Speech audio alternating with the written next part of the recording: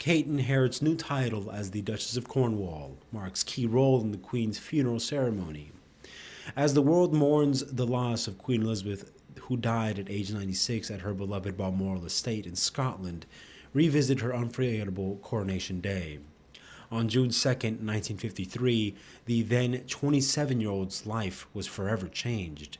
The ceremony and celebration officially began her 70-year reign, a record-setting time on the throne that would later make Queen Elizabeth Britain's longest reigning monarch. It was reported that Kate would be remaining in Windsor with her 3 children, all of whom began school on Wednesday, while other members of the royal family head to Balmoral, Scotland, where the Queen was being taken care of. Her husband, Prince William, who was the second in line to the British throne, made the voyage to Scotland promptly after leaving Adelaide Cottage earlier today. It was also announced that Prince Harry, too, is en route in order to be surrounded by their and Queen Elizabeth's loved ones. William and Kate, who were named the Duke and Duchess of Cambridge when they got married in 2011, are now also known as the Duke and Duchess of Cornwall, following the Queen's passing. Their new official titles are Duke and Duchess of Cornwall and Cambridge.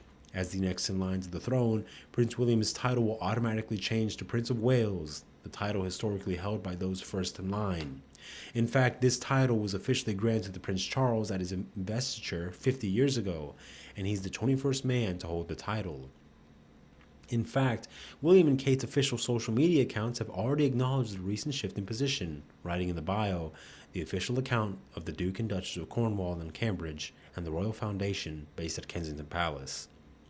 Unlike most American presidents, British monarchs die in office, meaning there is plenty of time to plan a suitably grand funeral far in advance of the mournful day.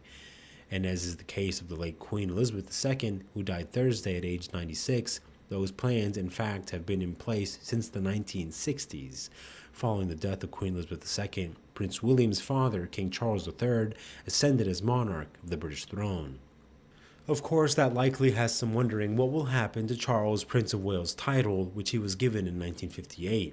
While the Prince of Wales website, which is now under construction following the Queen's passing, previously noted that the title is normally passed on when the existing Prince of Wales accedes to the throne. The Duchy of Cornwall has been traditionally held by the eldest son of the reigning monarch. King Charles held his title as the Queen's oldest son, while his wife, Camilla, went by the Duchess of Cornwall. When Charles married Diana Spencer in 1981, she automatically became Princess of Wales, and while technically the title should have passed to Camilla Parker Bowles upon her wedding to Charles, she turned it down out of respect to Diana, and is instead known as the Duchess of Cornwall. However, when Charles ascends the throne, the Duchess of Cambridge is expected to accept this title in honor of Prince William's mother. As expected, Kate is believed to play a key role in planning for the Queen's funeral in the coming time. The funeral plan for the late sovereign is a characteristically Windsor blend of ancient tradition and modern practicalities, featuring tolling bells and half-mast flags with a ban on retweets and social media accounts gone dark. Few alive anywhere in the world will have witnessed anything like the carefully orchestrated and detailed plan, including gun salutes, bells pealing across the land, and millions gathering to pay tribute. Codenamed London Bridge, the plan for the Queen's funeral has been years in the making, and stage manages an otherwise uncertain few weeks for the nation, from the succession to a new king to a period of national mourning. The Queen's funeral and the eventual coronation of her eldest son, Charles, according to advanced briefings with Buckingham Palace officials. So, what does that mean for Prince Harry, King Charles' second child, and his wife, Meghan Markle?